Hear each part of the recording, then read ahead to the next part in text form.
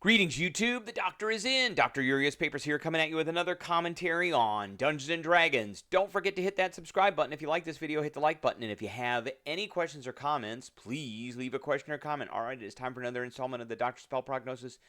Today, we are talking about the second level spell, Continual Flame. I'm giving this one a straight C. It's not super useful in combat, but there are some circumstances where you kind of almost have to have this, sort of. It is usable by clerics, wizards, and artificers, so it's not a sorcerer spell. It's not a warlock spell. One action touch range. It does cost 50 gold pieces worth of ruby dust, which is consumed. So it is an expensive spell. You can't just cast it. It's not a ritual spell either, so you have to memorize it and you have to cast it. And it lasts until it's dispelled, which means it's permanent until it's dispelled. So you create a flame that is the equivalent of a torch on an object that you touch. And other than that, it's a flame, but it doesn't give off any heat and it doesn't use oxygen, so it's not like your standard flame.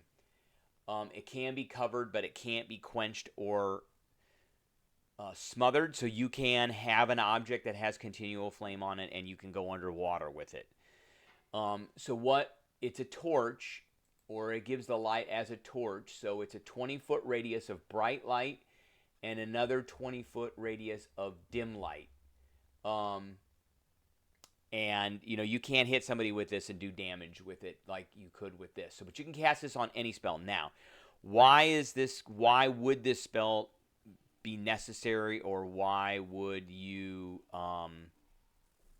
want to have to choose this spell as a spell in your spell repertoire? Well, because you might have party members that don't have a special kind of vision like dark vision. So folks that can see in the dark.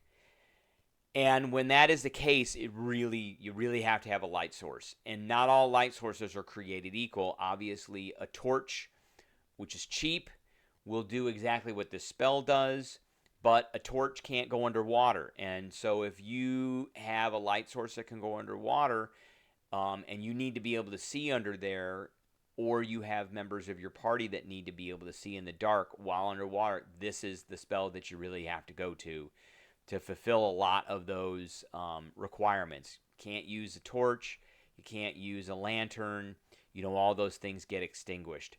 So, and then this is more or less permanent. So once you cast this spell, then you have this light source essentially forever, unless you get slapped with a dispel magic or something like that. So, all right, that's what I got for everybody today. I appreciate everybody tuning in, and I will catch everybody tomorrow.